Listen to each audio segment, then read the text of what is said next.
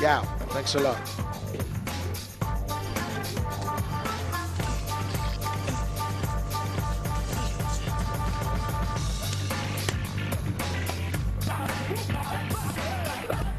So you've had a look at the two protagonists in the upcoming.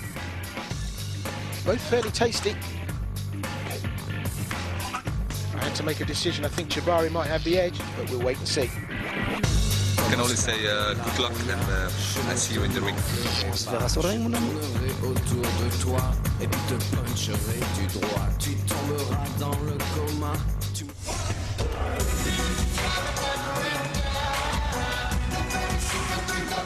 So, from Albania, Arjan Vatnikaj. Thai boxing's the discipline, just 22 years of age here. 72.5 keys, 1m72. 36 wins, 9 by way of KO. Just the 8 losses. Looks fairly battle-weary going into this, doesn't he, Grant? Well, he's a young guy, Will. He's going to be very hungry and out to prove a point. Well, those are the Fightonomics up on screen for you. Those are the numbers. His opponent fighting out of the red corner. Fast! Faldir Chahbari. Well, he is a trickster, Chahbari, and I like him because he can entertain. This is a bit of showtime going on here, Grant. Now, Chahbari, he's originally from Morocco, fights out of the Netherlands, of course. 31 years of age.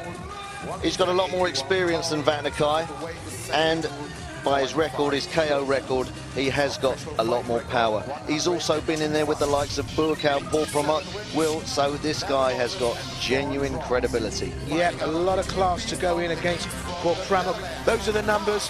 87 wins, 25 by way of KO, just the 11 losses, but 31 years of age. What are you going to do? You're going to have to rely on the skill. You're going to have to rely on the slippery moves. Chahbari's very fast, he's got great hand speed, his head movement, his body movement's great as well, he dances all over the place, he's very entertaining, but the one downfall of Vatnikaj, I would say, is that he does move in straight lines. Yeah, very linear going forward, whereas Chahbari, well, slipperier than a well-buttered ice rink.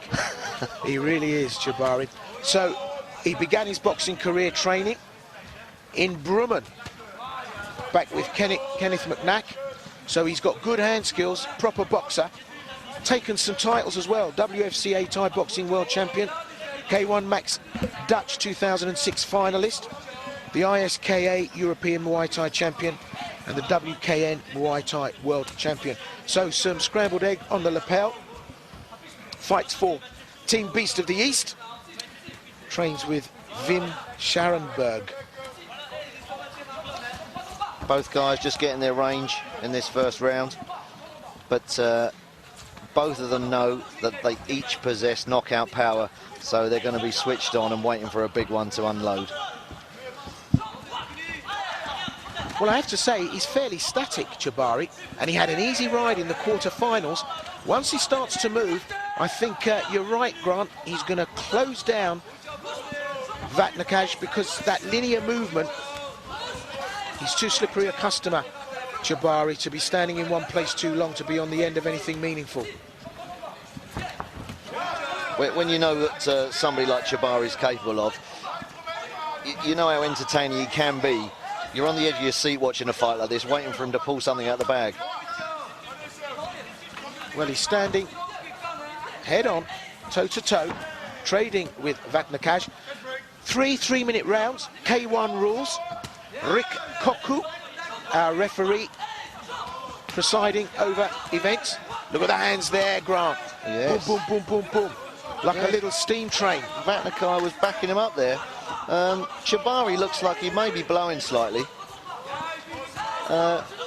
If you were the younger guy, would you be trying to push the pace? Or would you be trying to pace yourself? That was a slip. Well, it's interesting because Vatnikaj had such a tough journey in that quarter-final against Schmidt, I should say, as we saw. But you're right, Chahbari's starting to blow, and that's not a good sign. And for all the talk of Muhammad Ali, he's looking more like Muhammad Ali's grandmother. He is showing his age, but you know, this is a tournament that to get to the final and win, you have to win 3 fights. So a lot of the guys will be pacing themselves, trying to avoid getting injured. You're right. So just look at that, Chahbari, the lateral movement, moving the head, bobbing, weaving, and coming in with the fast hands, the uppercuts, very, very skillful. I think Chahbari may have just changed up a gear. Had a look-see, didn't he? Yeah, and it's not much between them in that first round, Will. Absolutely not. And it's interesting because the look on Vatnikaj's face was very much one of sort of disgruntled uneasiness.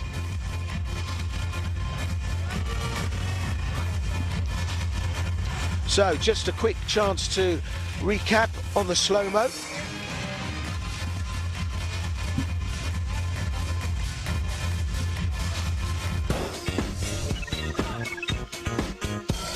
Quick commercial break, stay tuned, more to come after this. Welcome back, Fight Clubbers. I'm Sensei Will Vanders, joined booth side by Grant Waterman and Justin Peck. Justin, you've been watching the action. Where do you think this one might go? Well, it's been a cagey start so far to the game, but by the looks of it, Chahbari's looking pretty slow to start off with, but we'll see how he comes back in shortly. Well, you're right. Given that his moniker is fast, he's not lived up to that at all, has he, so far? However, we'll see how we progress through the second and third rounds. As you said at the beginning of the first, Grant, he's starting to step up a gear. It looked like he changed up into second gear towards the end of the first round. But at the end of the round as well, Vatnikaj definitely looked the fresher of the two. You never know with these wily old characters. He's had nearly 100 fights, says Chahbari. So if he doesn't know how to pace himself by now, he never will do. Well, look at how he turned Vatnikaj. That was lovely movement there, Will. Yeah, turned him on the ropes and just came round, slipped him a little uppercut to take home. And Vatnikaj, you're right, very linear, moving straight in. And those lateral movements of Chahbari is going to be... Yeah, look, he slipped that beautifully. Those last 3 punches that he's avoided there, a hook, a 2 crosses, it's... I just hope the people at home watching can appreciate the skill involved in that. And also we should mention that Chahbari makes it much more awkward for Vatnikaj because he's southpaw. So normally a natural right-hander, but switch hits and can cause problems for fighters because he uses the left equally well. But he's trading with Vatnikaj, and that's interesting. So that must be a strategy that he feels he wants to, you know, maybe demonstrate here tonight, that he can give as good as he gets, you know? Yeah, it'd be interesting to know if this does go to a decision, what the judges are actually looking for. Because Vatnikaj's work rate at times seems to be better, but the punches are weak and a lot of them are landing on the gloves. But you know the old adage, you only need one good one, and that knee strike is, well, it's a wicked strike. Look at those cheeky uppercuts. Those are the fast hands. He's getting the measure of him now.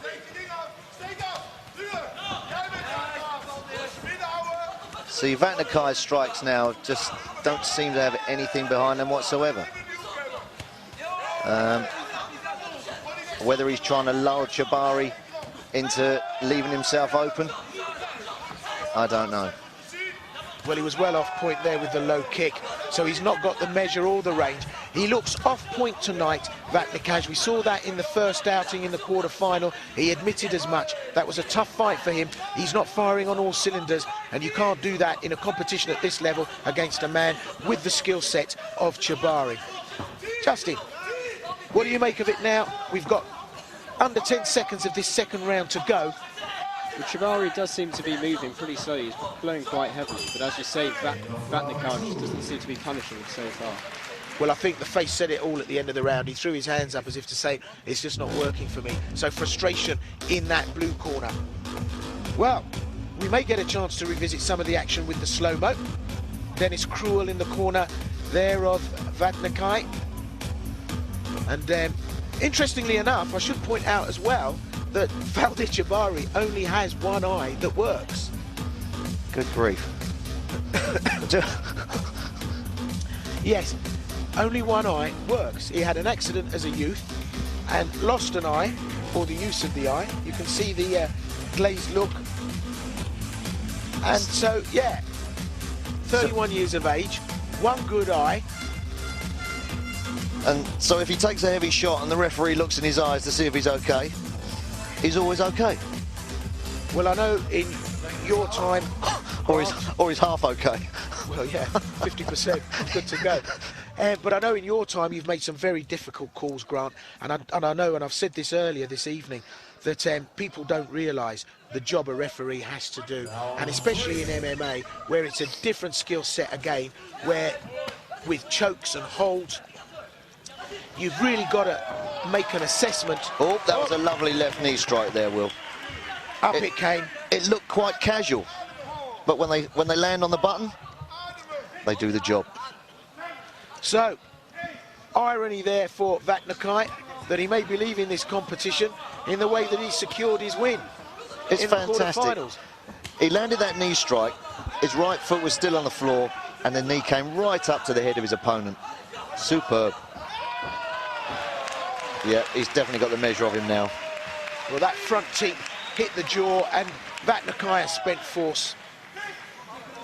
It could be a very, very clever fight, this, by Chahbari. He's going to come out of this totally uninjured if he wins now. Yeah, it looks like it's all over, Will. Well, that's it. Great win for Chahbari. And Vatnikaj almost gave up the ghost, didn't he? Yeah. That's a very... The experience of Chahbari showed through there. He carried the fight. He hasn't expended too much energy, and he's come out of it completely unscathed.